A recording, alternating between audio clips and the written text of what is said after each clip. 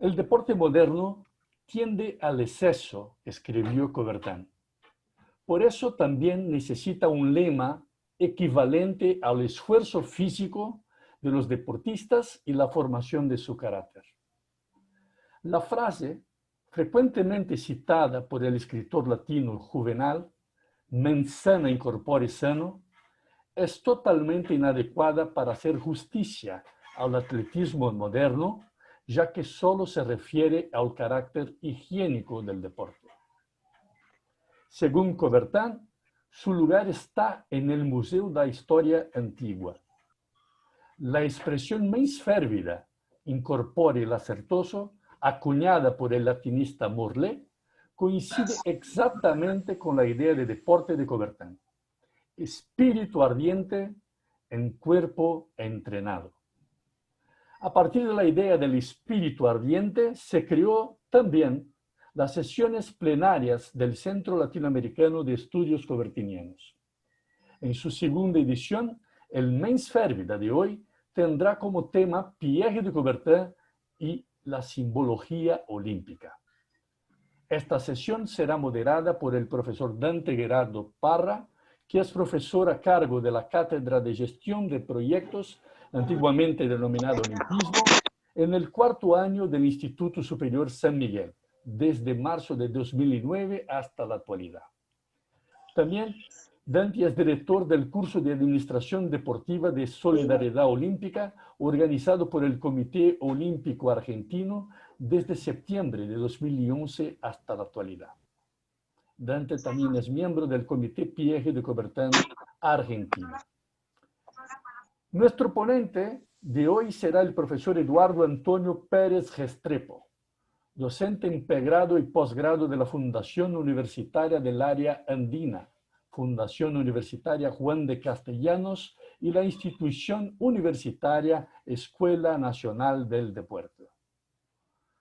Autor del libro Historia del Deporte y la Educación Física en 2018 y también coautor y autor de otras tantas obras del tema de Historia del Deporte y también Juegos Olímpicos. Es miembro fundador del Comité Colombiano Pierre de Coubertin. Para conocer más nuestro centro, les invito a conocer nuestras redes sociales en Instagram, Facebook, LinkedIn y Twitter. Esto estará en el chat para que todos puedan tomar conocimiento a través de la iniciativa de Cristian, que va a poner y compartir la dirección de estas redes sociales para que puedan conocer. Deseo a todos una excelente plenaria y paso inmediatamente a la palabra a nuestro invitado amigo, profesor Dante Gerardo Parra. Contigo, Dante. Bueno, Nelson, antes que nada, antes de comenzar, lo menos que puedo hacer es agradecerte personalmente por la invitación y agradecer a todos los miembros del CLEC que, bueno, permiten a personas que son nuevitas en este campo, permitirnos seguir formándonos y contactarnos con gente de este nivel académico. Por otro lado, quiero agradecer enormemente al magíster Daniel de la Cueva, ¿sí? El presidente del Comité Pierre de Coubertin de Argentina, quien me invitó a formar parte de este mundo. Así que, bueno, desde el corazón agradecido, sé que está ahí Daniel con su esposa, así que, bueno, vamos a tratar de hacer lo mejor posible. Algunos ítems o tips a tener en cuenta para la charla serán los siguientes. Le vamos a pedir a todos, por favor, que cierren sus micrófonos para que Eduardo pueda desarrollar en forma correcta y no tenga interferencias mientras él va hablando, va orando, ¿sí? Va desarrollando la conferencia. Él va a tener un periodo de tiempo de 30 minutos para desarrollar la temática. Luego de esos 30 minutos vamos a hacer una pequeña intervención simplemente disparadora para generar preguntas, para generar un debate, para que esto realmente sea un plenario. Queremos que todos participen de la mejor forma posible y esa participación se la vamos a pedir que la hagan principalmente a través del chat, teniendo en cuenta que por favor nos coloquen sus nombres, apellidos las ciudades o países a los que pertenecen, ya que hoy somos muchos y bueno, sería conveniente conocer de qué origen es cada uno de ustedes. Así que doy pie a Eduardo para que Eduardo pueda desarrollar su temática. Perfecto, muy buenas tardes para todos. Qué alegría compartir con ustedes este espacio. De antemano le agradezco a Nelson por la invitación y al CLEC como tal por generar esta posibilidad formativa y de construcción colectiva para todos. Solicito el favor de que me permitas compartir pantalla. Dante, por favor, habilítame allí el enlace. Ya Nelson, me está. parece que Sí, tiene... sí, sí, ya está, ya está. Perfecto.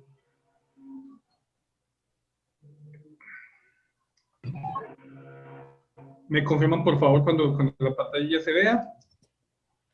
Ofrezco excusas de antemano también por ruidos ambientales. Normalmente cuando uno va a iniciar clase aparecen los taladros, aparece todo tipo de ambientación adicional, pero bueno, hace parte de la nueva dinámica educativa. De nuevo, buenas tardes. Ya vemos todos. Perfecto. De nuevo, buenas tardes. El tema de hoy, como bien lo comentaba Nelson, es que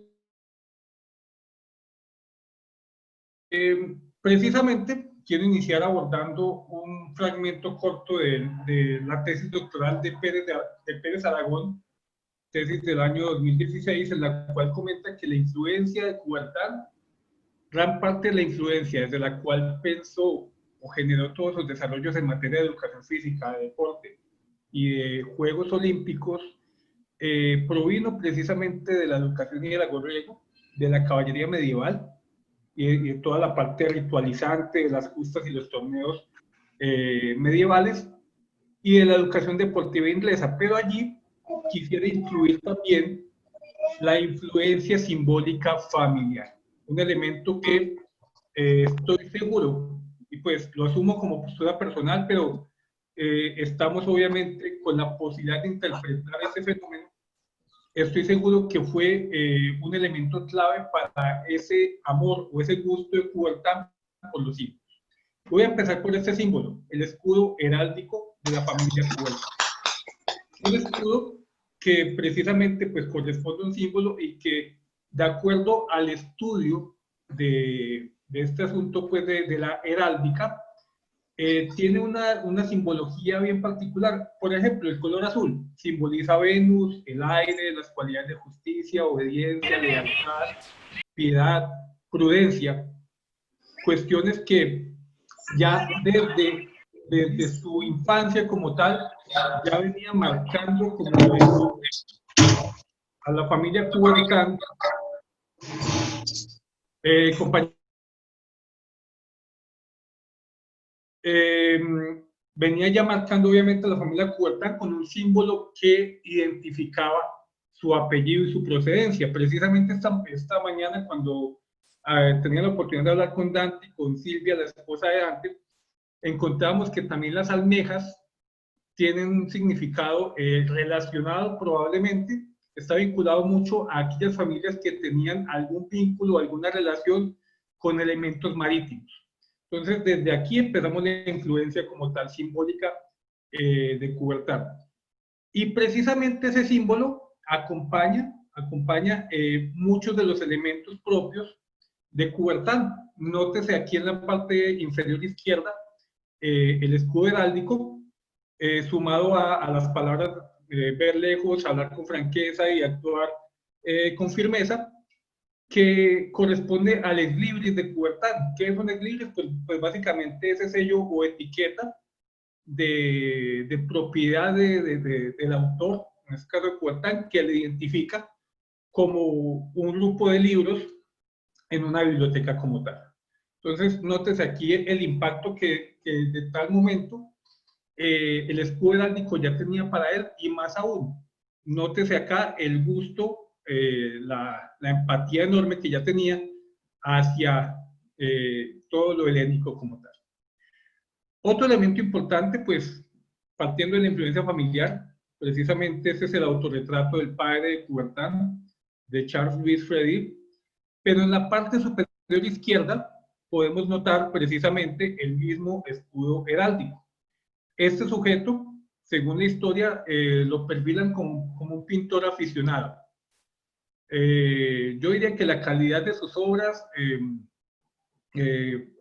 como tal contrarresta ese concepto de aficionado, puesto que tenemos obras como La Partida, obra famosa precisamente del padre de Coubertin, obras como El beso de paz en las catacumbas, que no está fechada, pero es otra obra con un detalle y con una estética impecable. Y aquí encontramos una obra que estoy seguro que también tuvo un impacto fuerte, un impacto adicional frente a ese gusto de Coubertin por el mundo del deporte, por el mundo de la educación física, por el mundo del olimpismo antiguo, que es la alegoría de los deportes. Entonces aquí encontramos la unión perfecta de elementos deportivos, de disciplinas deportivas, con estructuras aparentemente de origen helénico. Entrando ya en materia, directamente con los símbolos, encontramos que precisamente el movimiento olímpico internacional, gracias a los valiosos aportes de Pierre de Coubertin, fue dotado de unos símbolos y ritos que le identifican. Yo sé que otros torneos tienen algunos símbolos, pero la simbología olímpica y toda su estructura como tal es impecable y permite ser diferenciado de muchos otros torneos también de alto calibre. Y más aún, la riqueza y la amplitud de los símbolos ha generado el calificativo en ocasiones de religión laica, una religión que no tiene pues como tal una deidad, y precisamente ese es uno de los puntos que presentación como un eje de discusión importante, un eje de debate en esta plenaria. Y precisamente Coubertin comentaba que el capítulo de las ceremonias es uno de los más importantes a precisar. Es por esto sobre todo que la Olimpiada debe distinguirse de una simple serie de campeonatos mundiales. Ella comporta una solemnidad y un ceremonial. Él pretendía, y lo alcanzó cabalmente, generar toda una dinámica de símbolos que le distinguiera y le diferenciara de otro tipo de torneos. El primer símbolo, voy a ubicarlos aquí, al menos por orden cronológico, fue precisamente el lema olímpico, el cual fue adoptado desde el año 1894, incluso precisamente antes de los primeros Juegos Olímpicos. Eso precisamente lo tenía unido a la Escuela Dominicana San Alberto Magno, escuela que él dirigía, y que era el lema como tal de su escuela, pero en el orden Citius, Fortius, Altius.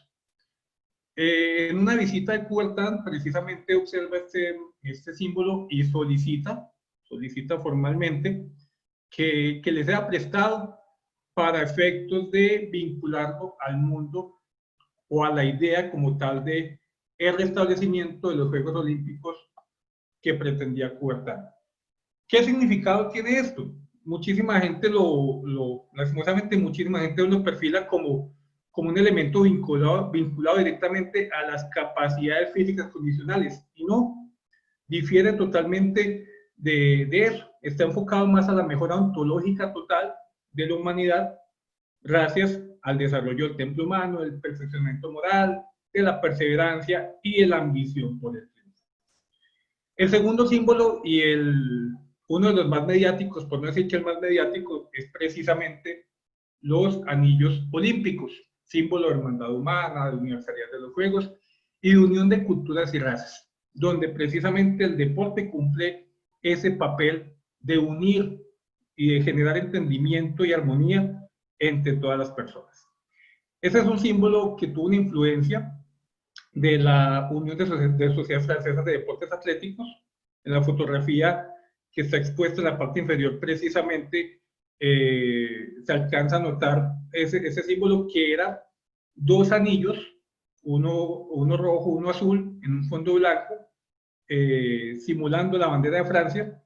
Entonces, básicamente los anillos, esta configuración fue influenciada desde allí. Otro elemento influenciador, precisamente el anillo. Coubertin decía que el anillo no tiene ni principio ni final, y que así debería de ser la idea también de lo olímpico. Entonces, precisamente, un elemento llevó al otro, y es así como este símbolo realizado en el año 1913, expuesto en 1914, y ya usado oficialmente en Amberes, Bélgica, 1920. Un elemento de discusión muy común, dado que muchos elementos de redes sociales e incluso buena cantidad de libros aún tienen esa equivocación como tal, es interpretar los anillos olímpicos como pertenecientes cada uno de ellos a un continente. Entonces es muy común encontrar textos donde se cita que el anillo negro representa a África, el anillo amarillo a Asia, el anillo rojo a Europa, y así sucesivamente. Esto obviamente obedece a un sesgo racial que no aplica y que hay que corregir en la medida de lo posible, con el propósito de que la gente comprenda a profundidad el significado, la belleza misma de este símbolo. La explicación de por qué estos colores es sencilla. Precisamente está vinculada con las 14 banderas que hicieron parte de los primeros Juegos Olímpicos. ¿El que pretendía? Conjugar esos colores para generar identidad a cada uno de los países participantes. Entonces, si ustedes miran la bandera de España, tiene participación plena con sus colores, la bandera de Bélgica, la bandera de Francia, y así sucesivamente. Entonces, hasta ahora vamos ya con el lema y con los anillos olímpicos. Un tercer símbolo, precisamente, fue la bandera olímpica. Esta bandera fue diseñada directamente por Coubertin. Usó, tengo entendido, lino irlandés, un lino bastante costoso para la época, pero él quería hacer las cosas de la mejor manera. Y fue presentada en el congreso efectuado por el COI en el año 1914, pero se expuso por primera vez en el año 1920 para Amberes, Bélgica. Algo importante de la bandera que me parece curioso de citar es que la primera bandera fue robada o tomada prestada de manera de broma por dos deportistas, por un atleta llamado Harry Priest y por un nadador llamado Yu Kahanamoku, precisamente el precursor del estilo crawl en aquel entonces. Se volvieron muy amigos en estos Juegos Olímpicos, tengo entendido que mantenían juntos, y entre broma y broma, Duke retó a Harry, le dijo básicamente, lo reto a que baje la bandera.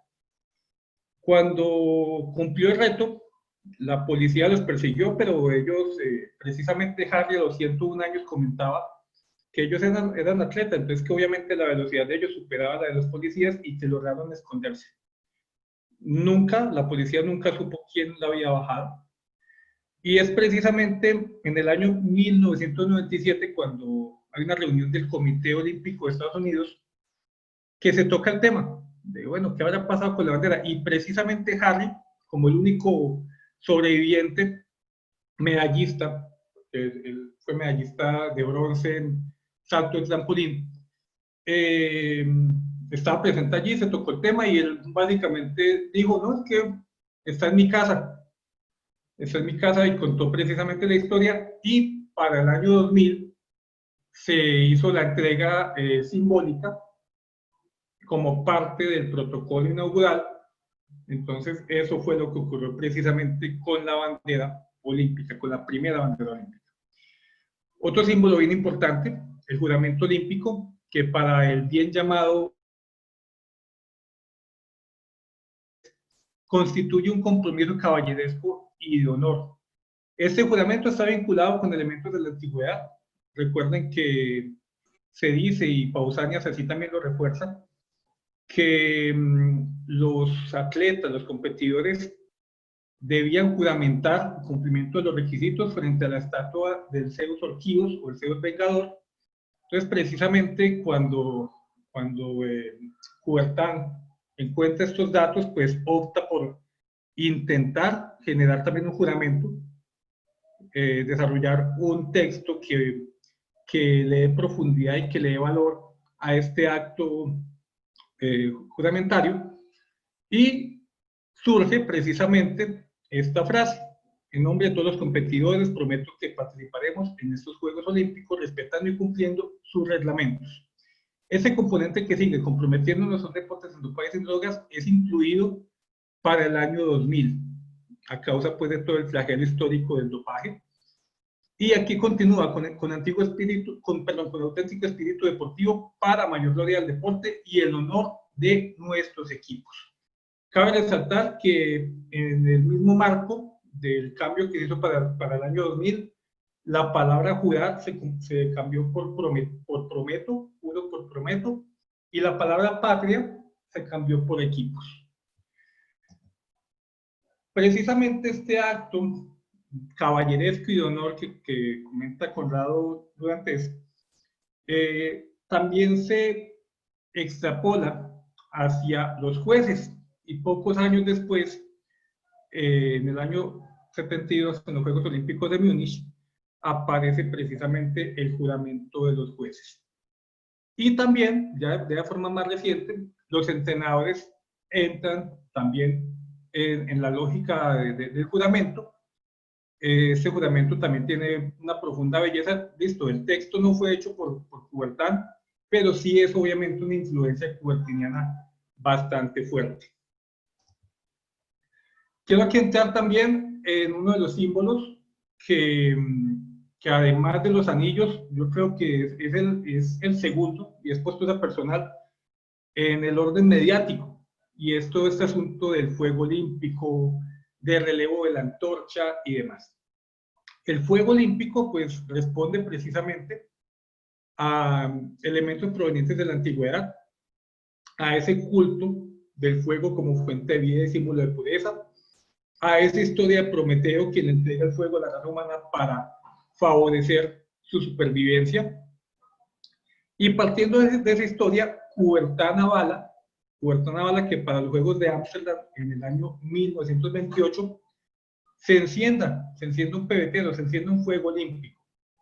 Y así ocurre precisamente en 1928 y en 1932.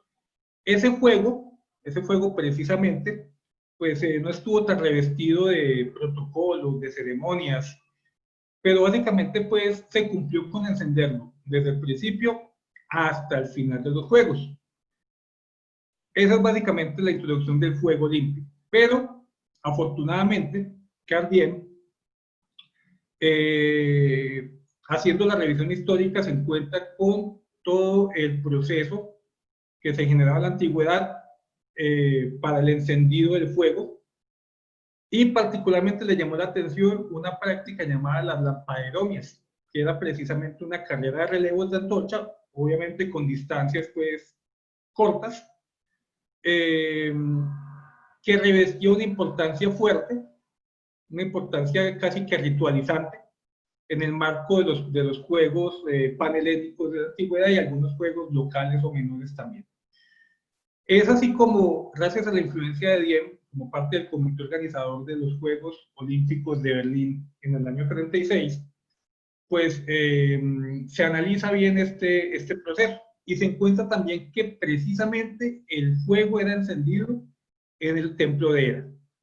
En el templo de Hera, entonces, él hace una adaptación para los tiempos actuales, genera el encendido gracias a unos espejos parabólicos que reflejan la luz del sol, desarrollan un protocolo, una ceremonia envuelta por misticismo, participación femenina, emulando pues básicamente todo el papel de la sacerdotisa de Demeter, y es así como nace el primer proceso para el relevo de la antorcha.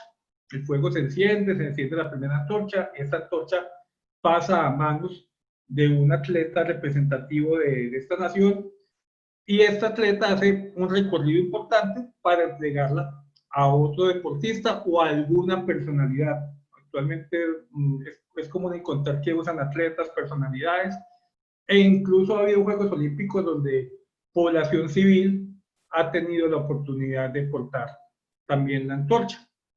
Básicamente, ¿qué se pretende con el relevo de la antorcha?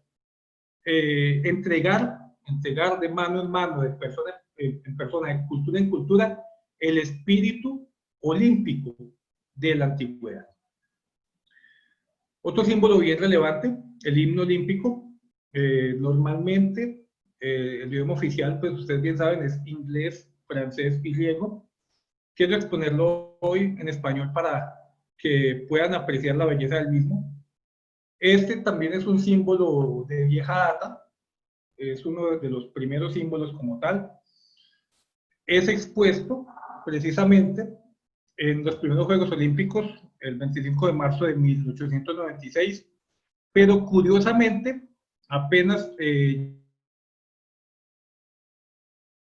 para Roma 1960. Es curioso porque pues ya había sido empleado en muchísimas ocasiones, pero apenas se oficializa allí en unos juegos con gran belleza, donde se empleó mucha de la arquitectura antigua como parte de los elementos para las diferentes competencias, y donde vale la pena resaltar el papel de Abe Bikila, de Mohamed Ali, entre otros deportistas. Tenemos también el lema de competición, un lema prestado también a Coubertin. Coubertin siempre fue muy respetuoso sobre estos símbolos, y fue prestado ¿por quién? Por Monseñor Etes Bertalot, quien lo pronunció en una ceremonia inaugural en 1908. Y la frase era de esta manera: lo importante no es ganar, sino participar en las Olimpiadas. Yo sé que aquí hay un tema conceptual, Juegos Olímpicos, Olimpiadas, pero aquí estoy respetando la fuente. Lo esencial en la vida no es triunfar, sino luchar bien. Y bueno, finalmente el pasar del tiempo, la economía del lenguaje, lo convirtió en lo que hoy expresamos, yo creo que de manera común: lo importante no es vencer, sino competir. Y él precisamente esta frase la expuso en la ceremonia de clausura, en una cena de clausura, siempre respetando la fuente. Pero curiosamente encontramos en diferentes páginas, en diferentes textos incluso, que se le da la autoría directamente a Coubertin. Otro símbolo, las medallas olímpicas de absoluta y profunda relevancia, simbolizan, representan la corona de oro de la antigüedad, y básicamente representan que la excelencia y el oro de los deportistas olímpicos. Actualmente se otorga a los tres primeros lugares oro, plata y bronce, primero, segundo y tercer lugar. Dentro del proceso de desarrollo de las medallas, pues sabemos que en los primeros juegos solamente hubo medallas de plata, sabemos que en los segundos y terceros juegos hubo un desorden absoluto y que en algunos casos se entregaron medallas, en otros souvenirs, diferentes cuestiones, pero ya hacia la década del 60 es donde precisamente se introduce el simbolismo de la diosa como parte obligatoria de la medalla, y el otro lado como tal de la medalla con libertad para que la ciudad se disponga, generando algún elemento que le represente, como en este caso que Tokio usó precisamente el pictograma que ellos crearon para estos juegos. Algo relevante, algo importante es saber que detrás del oro, la plata y el bronce hay también un elemento simbólico que no siempre se expone, y en este caso quiero hacer énfasis en él. Es que el oro representa que la edad dorada, representa el tiempo de los dioses. La plata simboliza que la juventud, y el bronce encarna la época de las guerras y de los héroes. Un símbolo que aunque no fue directamente de influencia coubertiniana, pues perdón, de autoría coubertiniana, pero sí influencia coubertiniana, son los diplomas olímpicos. que es básicamente una distinción que se le otorga a los primeros 8 lugares.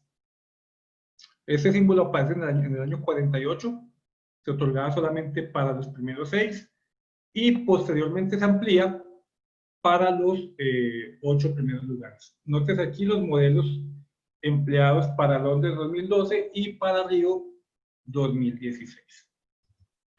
Las mascotas olímpicas son otro de esos símbolos fuertes, sólidos, de influencia también puertiniana y un impacto mediático elevado, un impacto para el mercado deportivo también tremendo y una posibilidad enorme de acceder a la infancia y la juventud.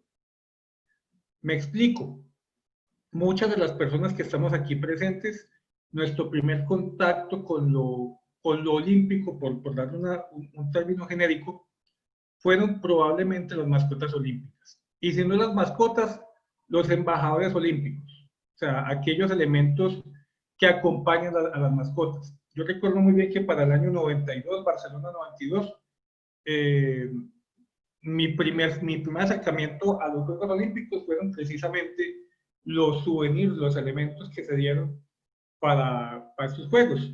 Tenemos a Kobe, pero también tenemos que todas las figuras de Disney fueron relevantes, fueron significativas para estas justas de Barcelona 92.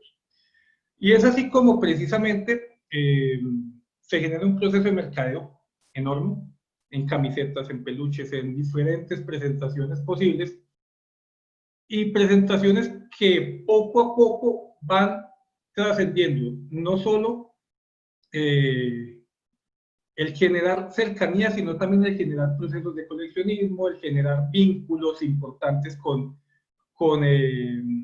la humanidad gracias a la imagen publicitaria. Encontramos que al inicio fueron solamente de una mascota, pero poco a poco van avanzando, poco a poco se van incluyendo 3 mascotas. FUBA, por ejemplo, ya fueron 5 mascotas, que fueron los Juegos del año 2008. Y esto va en favor de ¿qué? De mayor acercamiento a la población infantil y juvenil, pero también de mayor acercamiento al componente financiero, dadas las posibilidades de venta de mascotas. No están todas, pero es importante resaltar que todas y cada una de ellas han tenido impactos importantes, positivos en la humanidad. Reconozco que ha habido mascotas que han sido catalogadas como las menos llamativas, las menos importantes, pero independiente de ese nivel o esas votaciones, han generado sí o sí impactos importantes, desarrollos importantes para que todo el mundo pueda hablar de olimpismo, de lo olímpico. No solamente los adultos, no solamente nosotros, sino también los niños, desde estas posibilidades que otorgan las mascotas. Aquí tenemos a Mirai Towa y a Sumeiti, las mascotas para los Juegos del próximo año, que Dios mediante pues tendremos. Mirai Towa para los Juegos Olímpicos, Sumeiti para los Juegos Paralímpicos. Curiosamente, y este significado se lo dieron desde antes de la pandemia, simbolizan la esperanza de un mejor mañana para la humanidad, y yo creo que ese significado aplica perfectamente para los tiempos actuales, los tiempos de pandemia y de pospandemia que estamos viviendo. Y un hecho también relevante del tema de mascotas son los embajadores de los Juegos de Tokio 2020, que precisamente acompañarán a Mirai Towa y a Sumeiti, y son embajadores que absolutamente todos los presentes conocen, algunos en mayor o menor medida, y que responden obviamente a esa necesidad, uno, acercamiento a la población infantil y juvenil, de enamoramiento hacia el mundo del olímpico también para ellos, pero también responden de manera absoluta a la dinámica del mercadeo. Muchísimas gracias. Bueno, Eduardo, creo que en nombre de los que te han escuchado, agradecemos realmente la perfección de tu exposición. Mucho hemos leído sobre símbolos olímpicos y la verdad que algunos datos de los cuales has hecho referencia, yo la verdad no los había escuchado nunca, tales como que la primera bandera había sido robada, eso en ningún texto yo lo había escuchado. Así que bueno, en primera instancia te agradezco y agradezco a todos los estudiantes universitarios que veo que hay de Colombia, de Brasil, de tu exposición. Me voy a tomar el atrevimiento, que esto lo hemos pactado con, eh, con mi amigo acá, Eduardo, y queríamos un poco, a partir de lo que Eduardo desarrolló, generar una especie de debate que amplíe el plenario, y básicamente hicimos como una especie de unión entre tres conceptos que van apareciendo, ¿no?, en el relato de Eduardo. Uno que tiene que ver con los símbolos, ¿no? Cuando uno va a la etimología, los símbolos en latín y en griego significa juntar, coincidir, ¿no? Y cuando uno sigue investigando sobre el concepto y la importancia de los símbolos en la vida social, están siempre ligados al rito, que el rito está ligado a la costumbre, ¿no?, a lo ceremonial. Y ese ceremonial, cuando uno va al concepto ceremonial, está ligado también a lo religioso. Entonces, hay tres disparadores que queríamos plantear con Eduardo, que es un poco, la primera, la importancia de los símbolos, ¿no? En cierta forma, los símbolos son portadores de sentidos. ¿De sentidos para quiénes? Para los miembros que forman parte de esa comunidad. Y en este caso, todos aquellos que nos sentimos identificados con el movimiento olímpico, vemos, nos sentimos parte, ¿no?, a partir de esos símbolos. Y todo esto, voy a hacer referencia a un texto de nuestro querido Alberto Moro, un coterráneo, que espero que esté en la sala, creo que no está en la sala en estos momentos. Ha escrito un libro muy lindo que se llama Conmociones en el Olimpo, y que él habla de la simbología, del origen de los símbolos.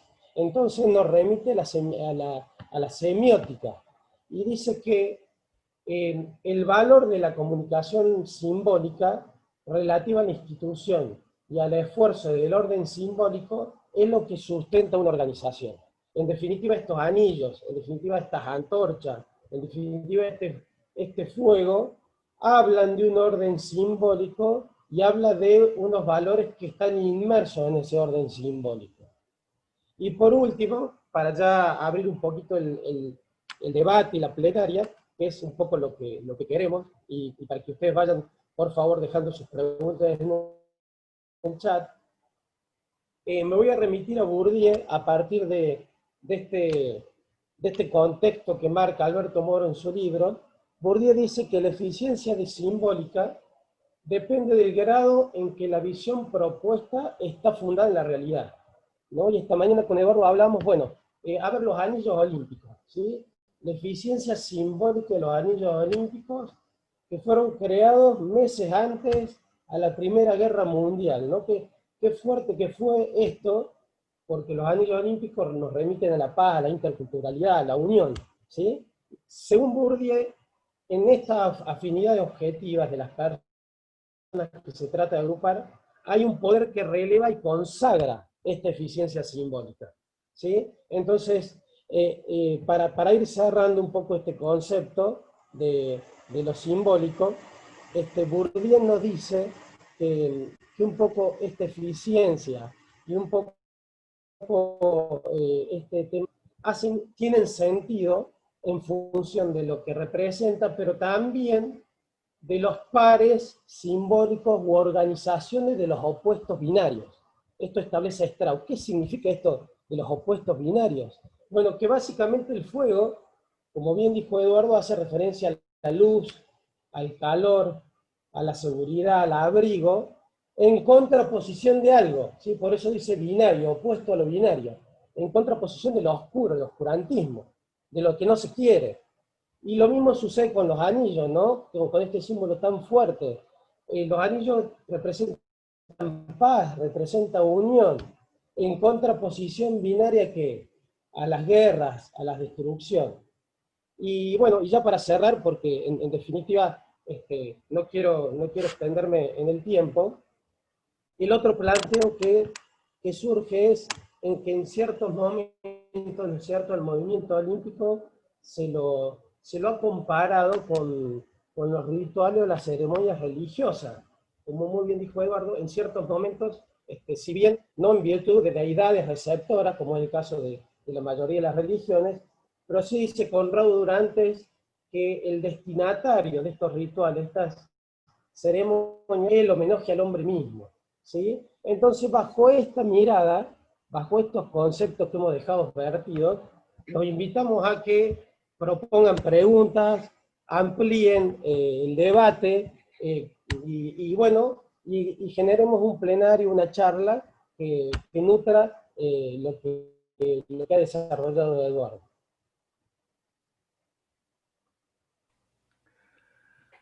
Dante, eu vou tentar te ajudar ayudarte. Bueno, ya salí hablando en portugués. Bueno, esto es un poco de costumbre de hablar portugués en mi país, ¿no? Bueno, perdona, Dante. Primero también a saludar a Eduardo por su ponencia extraordinaria.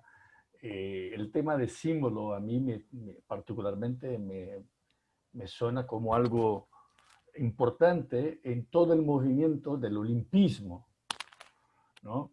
Desde mi punto de vista, lo que va a distinguir cualquier otro evento deportivo del mundo a los Juegos Olímpicos son los símbolos, son los rituales y por consecuencia también los valores, ¿no? Así que, por ejemplo, esto se puede leer también en la obra clásica de John McCallum, This Great Symbol.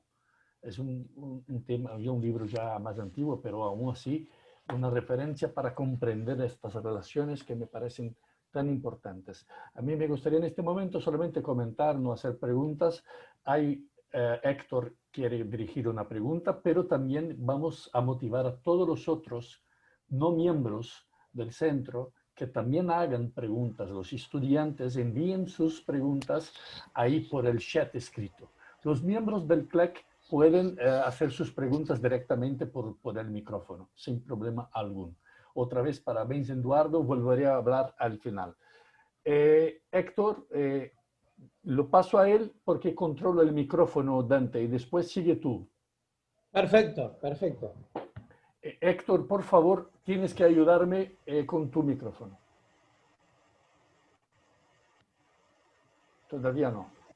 Ahí. Ahora estamos. Sí, perfecto. Antes que nada, felicitar a Eduardo por esta muy interesante charla que nos mantuvo expectante permanente. Para quienes somos, quería más que nada es reafirmar una serie de conceptos que surgen de esto y tomarlo muy brevemente en la parte del Coubertin diseñador. Siempre insistimos las facetas que descubrimos en Coubertin, ese gran humanista desconocido, que no nos cansamos de decir, y de encontrar facetas. Entre una de ellas es el diseñador.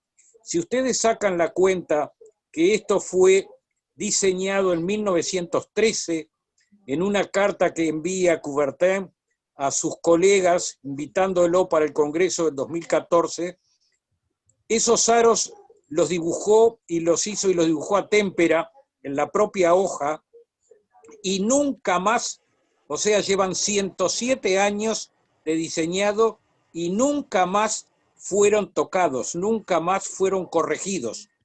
Todos los demás símbolos internacionales, el logotipo que las empresas utilizan tanto, tomemos el símbolo de Coca-Cola, la M de McDonald's, para decir las más conocidas, lo de la estrella de Mercedes-Benz, todos han sufrido modificaciones. pues lo único que permanece inalterable son los símbolos olímpicos y la bandera olímpica.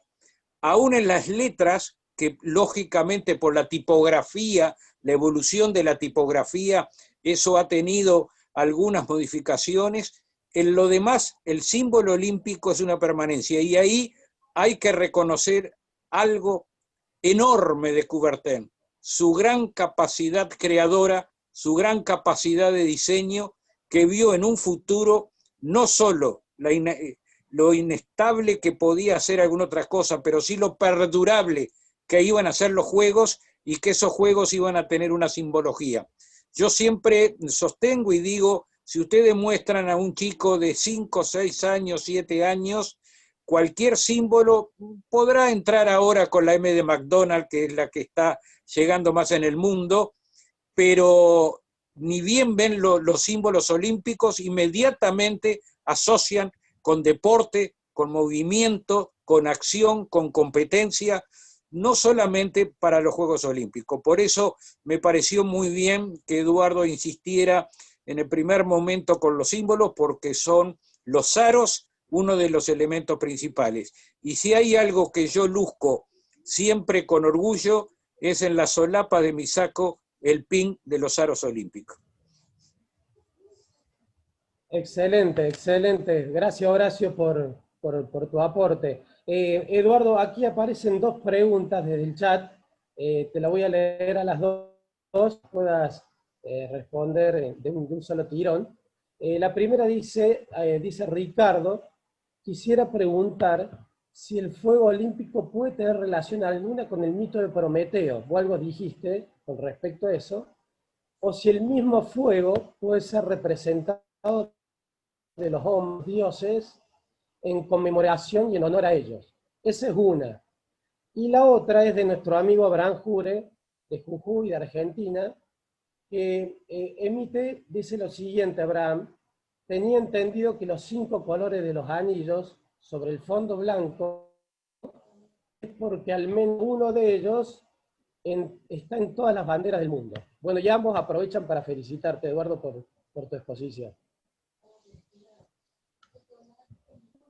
Dante, de nuevo, muchísimas gracias. Aprovecho antes de resolver las dos preguntas, saludar a los estudiantes de Historia, Valores Olímpicos y Dirección de la Escuela Nacional del Deporte, y a la profe Claudia Fernanda Rojas. En verdad, gracias por hacer parte del CLEC, gracias por motivar a los estudiantes a hacer parte y enamorarse precisamente de todo esto que todos amamos, que es el olimpismo.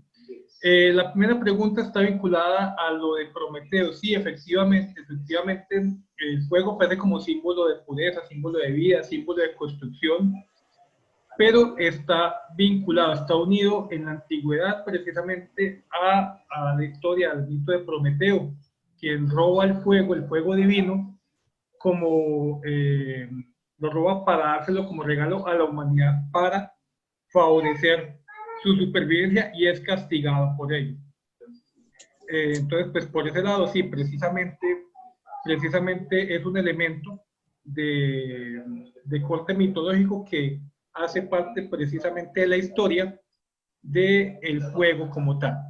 Por otro lado, la pregunta que hace Abraham, sí, sobre todo cuando ya hablamos del fondo blanco, hablamos ya de la bandera. La bandera nace como esa unión también del color blanco, como una posibilidad de que cada país se sintiera identificado, o aún más identificado con los colores como tal. Entonces, ya con el fondo blanco, las posibilidades de identidad de cada uno de los lábaros nacionales aumentó exponencialmente. Por allí encontré también una pregunta que envía Cecilia, la esposa de Daniel, y la pregunta, pues como me la mandó por privado, pues aquí la voy a leer por respeto a Cecilia y a Daniel. Dice lo siguiente: así como el fuego desde los riegos, que era un elemento divino, el encendido y el relevo fueron impuestos por los nazis para los Juegos de 1936 hasta hoy. Para Japón 2020 es símbolo de la reconstrucción. hay una reinterpretación de los símbolos. ¿Qué ocurre? Pues para todos es sabido que el intento de 1976 fue precisamente la propaganda política, fue precisamente usar los juegos como un escenario de propaganda y en gran medida les funcionó, pero obviamente pues con todo el asunto de la medallería, de la historia de Jesse Owens y muchos otros deportistas, pues finalmente las posibilidades que pretendían de propagación política se vieron fuertemente menguadas. Pero estoy seguro que el propósito, después del año 36 y sobre todo ya en el año, en la posguerra como tal, ya el propósito es precisamente entregar esa esencia olímpica, ese espíritu olímpico de la antigüedad de los tiempos modernos. Y ahora, para Tokio 2020, es interpretación personal. Pues sí, muy seguramente se enfoca en la reconstrucción, pero yo creo que ahorita, y cuando retomemos el recorrido de la antorcha, que ustedes bien saben que tuvo que ser frenado a causa de la pandemia, estoy seguro que la reinterpretación tiene que hacerse aún más fuerte, tiene que generarse en función de retorno a la normalidad, de exaltar el esfuerzo de los médicos, de exaltar el cuidado de las personas en este tipo de situación y también obviamente de honrar la memoria de aquellos que lastimosamente fallecieron.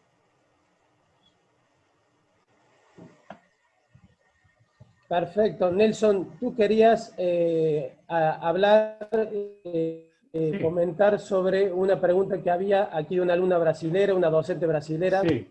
Bueno, hay un comentario de Dante que vamos a escuchar, Dante Stefano, que va a seguir, pero primero me gustaría de leer el comentario de Ana Miragaya, profesora reconocida en el ámbito de los estudios olímpicos en Brasil, que dijo que el primer diploma olímpico fue propuesto en 1901 para homenajear a aquellos que se destacaban al deporte en aquella época, como la aviación, por ejemplo, al final del siglo XIX y el principio del siglo XX. Era considerada un deporte. El brasileño Alberto Santos Dumont, quien miró, por ejemplo, la apertura de los Juegos de Río 2016, vio un avión bajando el Maracaná. Este fue un vuelo de este aviador brasileño llamado Santos Dumont, que fue el primero brasileño que ganó este diploma olímpico mencionado ahora también por Ana Miragaya, y que fue entonces no solamente el padre de la aviación en Brasil, pero también el primero héroe brasileño olímpico.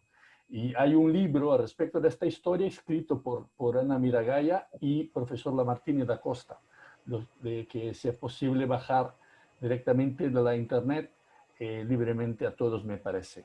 Y bueno, Santos Dumont fue agraciado con este diploma en 1905. Así que este comentario que quería hacer, Ana, es un gran honor saber de tu participación aquí, Ana. Gracias. Dante Parra, vuelvo a ti, pero vamos a escuchar al Dante Stefano. Perfecto, perfecto. Le damos pie entonces a Dante Stefano. Hola, buenas tardes para todos. Un placer escucharlos, un placer. Eduardo, te felicito por la presentación, muy dinámica, muy ilustrativa. Yo te quiero hacer un pequeño aporte, al menos yo lo considero parte de la liturgia.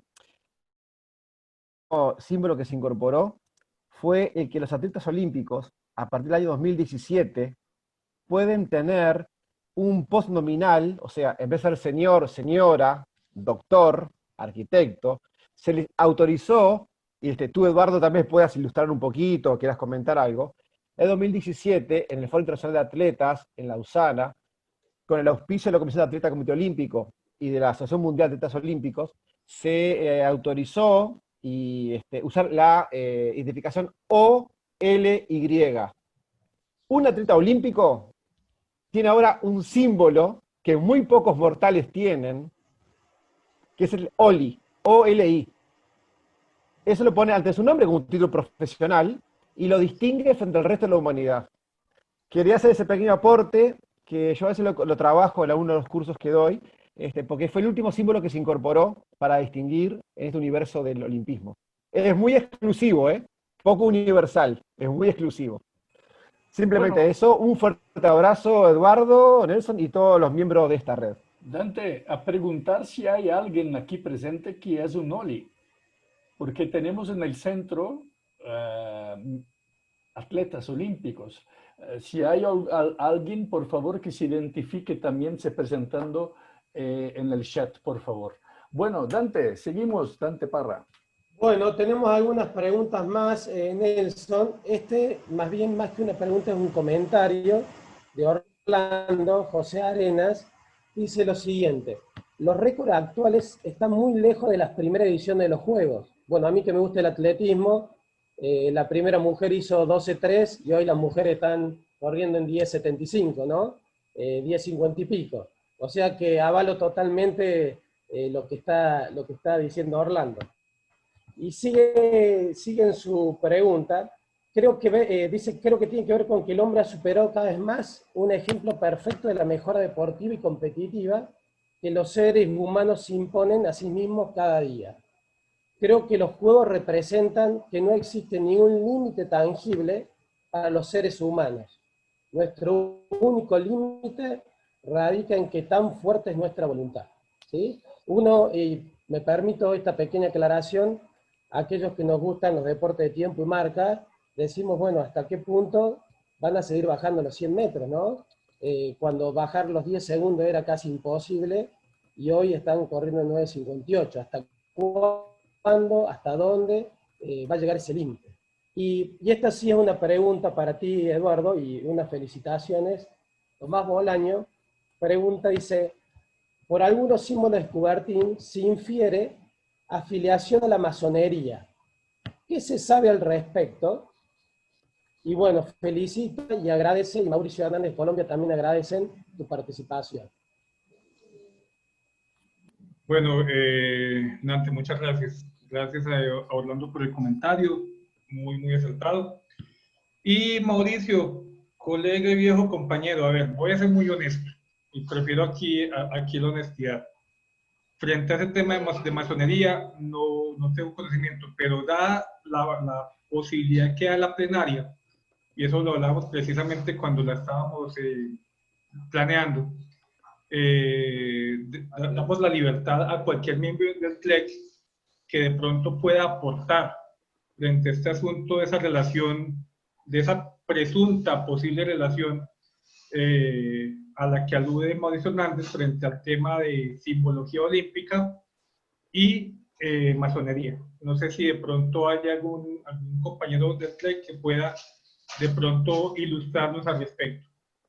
Eduardo, aquí Daniel quiere hacer un comentario, Daniel de la Cueva, le damos la palabra porque quiere hacer un comentario con respecto a eso. Hola, Eduardo. Ahora personalmente, muchísimas gracias por tu excelente presentación, ha sido realmente muy ilustrativa. Bueno, iba en otro sentido, en un breve comentario sobre la interpretación del lema olímpico Citius Fortius Altius, ¿no? Si lo analizamos bajo el punto de vista fisiológico, tiene una vinculación directa sobre ciertos objetivos quizá inalcanzables para el deportista, ¿no? Si lo analizamos bajo el punto de vista de la termodinámica, es una significación de eficiencia de los esfuerzos humanos. Pero así como muy bien dijiste, el orden de los términos originalmente era no Citius Altius Fortius, sino Citius Fortius Altius. Hay toda una corriente de análisis de ese orden primero, dejando el más alto para el final, porque en realidad lo que significan los autores como Conrado Durantes es que cuanto más fuerte y más rápida sea una persona, es más elevada como ser humano. Y esto no es caprichoso, porque de todas maneras este refrán, si uno se pone a analizarlo, este lema, perdón, la fuerza y la velocidad son cualidades para casi todos los deportes. En cambio la altura no lo es, por un lado. Y por otro lado también hay una consideración que es un documento de tipo histórico. En las primeras dos ediciones de lo que fue con el tiempo el boletín de los Juegos Olímpicos y después el mensaje olímpico, y ahora la revista olímpica, en las primeras dos ediciones, inclusive en la primera donde habla de la formación del Comité Olímpico Internacional, venía expresado de esa forma. Citius Fortius Altius. ¿Qué opinión tenés al respecto, Eduardo? Daniel, a ver, la verdad, acabo de recibir cátedra sobre el orden del sitio Salto y Fotos. Pues tengo entendido y sabía pues de antemano el orden original, pero toda la interpretación que acabas de generar, te agradezco en verdad todo esto, y parte de la dinámica precisamente de la plenaria es esa, y eso era lo que hablábamos cuando se planeó, que el propósito era enriquecer una presentación básica con aportes adicionales de todos ustedes. Así que por ese lado, la verdad, te agradezco básicamente por el valiosísimo aporte, y lo tendré muy en cuenta. Seguramente te escribiré esta semana para una explicación aún más detallada del tema. Gracias, Daniel. Perdón que yo no aclaré que Daniel es el presidente del comité Pierre de Coubertin de Argentina. Sí, es un conocido, uno lo trata como si fuera prácticamente un hermano. Así que perdón, Daniel. Aquí hay una pregunta que puede ser contestada por otro participante del CLEC. Y la pregunta está hecha por Carlos Villegas y la respuesta se la vamos a otorgar a Tomás Bolaños para que Tomás Bolaños la responda. Básicamente, Carlos Villegas pregunta si hay una vinculación de Coubertin con el movimiento Scout y con Robert Baden-Powell. Entonces le pedimos por favor a Tomás Bolaños si él puede dar respuesta a esta pregunta de Carlos Villegas. Un comentario que en portugués, ya que hay muchos brasileños, scouts son los escoteiros en portugués no Brasil, para que os brasileiros também reconheçam que houve uma grande participação dos escoteiros no movimento olímpico no início, já que muitos trabalhavam como voluntários para Coubertin nas primeiras edições dos Jogos. Bueno, Tomás es un experto en este tema de scouts, porque vivió este movimiento también, así que les presento a quien no conoce. Daniel es el presidente del Comité Pierre de Coubertin de Argentina, Tomás el presidente del Comité Pierre de Coubertin de Colombia. La palabra es tuya para contestar a nuestro amigo Carlos Villegas, también del Comité Pierre de Coubertin de Colombia. Bueno, un saludo a todos. Yo le quiero dar unas felicitaciones a Eduardo por esta exposición. La ha hecho muy bien. Me ha gustado mucho la manera como la orientó en la parte de los símbolos. Yo me había anunciado para aclarar la parte que Mauricio hace sobre el aspecto de la masonería. Prácticamente los símbolos diseñados por Coubertin no tienen una estructura que pueda llegarse a sí misma de la masonería. Pero hay una larga discusión y hay tal vez una confusión por el origen o digamos por la influencia masónica en el pensamiento de Coubertin.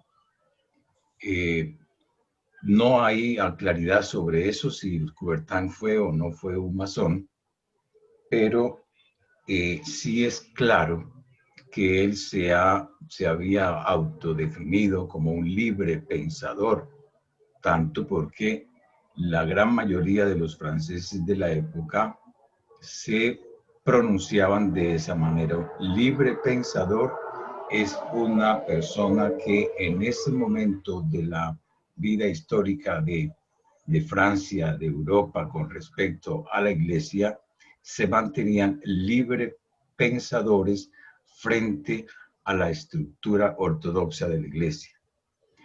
Es muy interesante esta parte por la cuestión simbólica.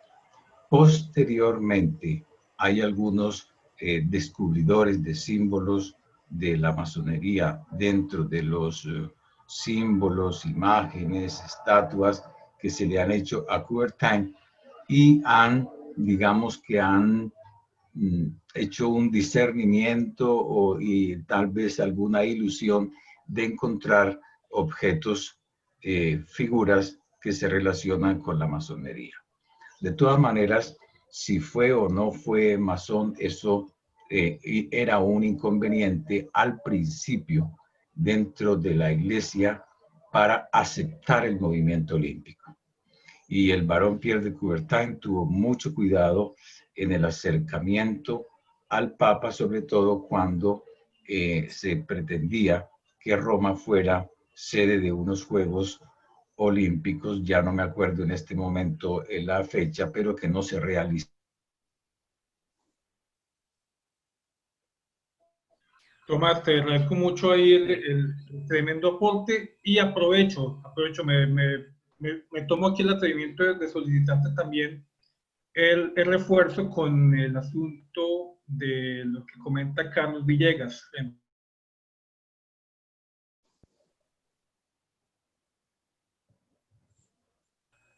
No lo sé si Tomás volvió o no. Héctor quiere comentar alguna cosa, ¿no? Sí. Sí, referente a lo del movimiento Scout, no olvidemos, Baden-Powell tuvo contactos con Coubertin. No olvidemos que los voluntarios en los primeros Juegos Olímpicos, hasta los de 1948 en Londres, era el movimiento Scout. Ahí se basaban los voluntarios en la pista, en las concentraciones, en la Villa Olímpica. Y un hecho muy importante que lo publicamos cuando publicamos las fotos de efemérides de la recordación del fallecimiento de Pierre de Coubertin. Una de las fotos que publicamos era cuando el príncipe heredero de Grecia deposita el corazón en ese monolito que hay en Olimpia. La guardia de honor fueron los chicos Scout de Grecia. No era ni militares, ni atletas, sino eran los Scouts griegos. Gracias, Héctor, por tu aporte. Tomás, ¿no quieres terminar con tu comentario, Sí, con tu fundamentación, por favor? Yo quiero terminar el comentario porque en Francia, el barón Pierre de Coubertin fue uno de los cofundadores de un movimiento Scout que se quería desligar del movimiento Scout católico, y son los esclarecedores. Daniel de la Cueva sabe pronunciar mejor esta palabra en francés. Los esclarecedores, un movimiento Scout que se creó en Francia y que Coubertin fue uno de los cofundadores. Muchas gracias. Bueno, muchas gracias. Pero perdón, Tomás. Carlos Villegas es un gran Scout y yo creo que por eso él hace la pregunta. Él es 3 maderos, 4 maderos. Gracias, Tomás. Muchas gracias. Nelson, ¿podemos para una pregunta más? Aquí hay una pregunta más en el chat, si tenemos tiempo. Juan Antonio Eduardo pregunta lo siguiente. La ceremonia del 2002 en Londres hubo mucha influencia masónica en los Juegos Olímpicos, dice. Digamos, afirma. Si esto es así o no, ¿qué opinión te merece?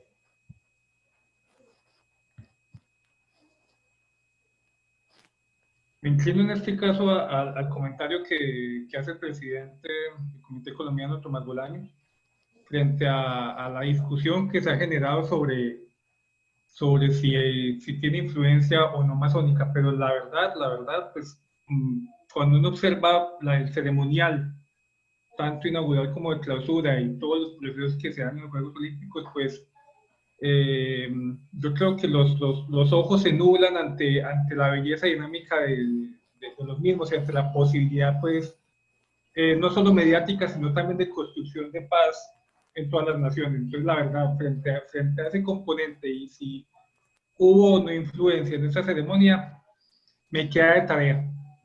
Me queda de tarea Bien. totalmente. Bien. Tenemos una pregunta más, Eduardo. Orlando José Arenas pregunta, dice, ¿qué tanto distan las similitudes entre las ediciones actuales de los Juegos a las originales Olimpiadas que se dan en cuanto a materia de disciplinas deportivas tratadas y sentimiento de honestidad deportiva y todo lo que tiene que ver, incluyo con el juego limpio, lo que está planteando Orlando? Un trabajo muy, muy, muy hermoso generado por Miguel Ángel Delgado Noguera en España. Es un trabajo de vieja data, si no estoy mal, de la década del 70, 80, que está en español, donde precisamente es un paralelo de todas las dimensiones de los Juegos Olímpicos antiguos y los Juegos Olímpicos modernos. Obviamente hay diferencias profundas en muchos de sus componentes. Frente al tema de las disciplinas deportivas, pues sí que más, sí que más. Cabe aquí resaltar que los Juegos Olímpicos antiguos tenían, cuando ya el programa deportivo estaba bien desarrollado, tenían una alta carga de pruebas hípicas, de los agones hípicos. Los agones luctatorios, pues eran los por todos conocidos, la lucha, el boxeo y el pancracio. Y los agones atléticos, pues también sufrieron una evolución paulatina en la inclusión de algunas pruebas frente al tema de carreras, distancias, lanzamientos y saltos. Ya frente al tema del sentimiento de honestidad deportiva, diría yo que toda la dinámica que se daba frente al acto de juramento, al frente del Zeus Orquídeos y toda la dinámica que aparentemente requisitos por parte de los helanódicos, de los mismos heraldos y de parte como tal del equipo organizador, junto, perdón, y repito acá, sumado a pararse frente a esa estatua y juramentar e incluso exponer su destino, el destino de su familia y el destino de su polis, en función de un juramento en vano, un juramento en falso, pues le otorgaba una profundidad quizás mística, mitológica a esa honestidad deportiva. En los tiempos modernos, pues yo sé que hay deportistas que participan con toda la honestidad posible, pero por todos es bien sabido que el flagelo pues, del dopaje, luego del primer hallazgo directo y la primera muerte por ahí por la década del 60, pues que ya empieza a hacer noticia, pero el flagelo como tal del dopaje ha sido un elemento histórico, un elemento histórico que bien vale la pena luego estudiar con mayor profundidad, pero frente a ese componente de honestidad, estoy seguro que en la antigüedad de pronto existía una profundidad mayor, y frente al componente de disciplinas deportivas, pues lo que acabo de comentar, la proporción era absolutamente diferente, con énfasis mayoritario en agones hípicos, a diferencia ahora que tenemos pues una gama programática cada vez mayor, aunque con el tema del documento este 2020, pues se espera precisamente equilibrar eso. Perfecto. No sé si alguien más quiere aprovechar para hacer algún tipo de comentario antes de que demos paso al cierre y le demos las palabras a Nelson. No sé qué te parece, Nelson, si no vamos haciendo un cierre, si estamos a tiempo. Yo nada, quisiera, bueno, doblemente agradecer la posibilidad de participar de este evento como moderador. Uno de los objetivos que nos habíamos planteado con Eduardo era que la gente participara, generara aportes y tensionara los temas de la disertación y a lo largo del plenario. Esperamos haber cumplido con ese objetivo y agradecemos a todos los universitarios que están formando parte de esta reunión. Los invitamos a seguir siendo parte de nuestros eventos. Y de esta forma doy paso a Nelson porque sé que tiene algunas cosas para decir, información como para destacar con respecto al CLEC.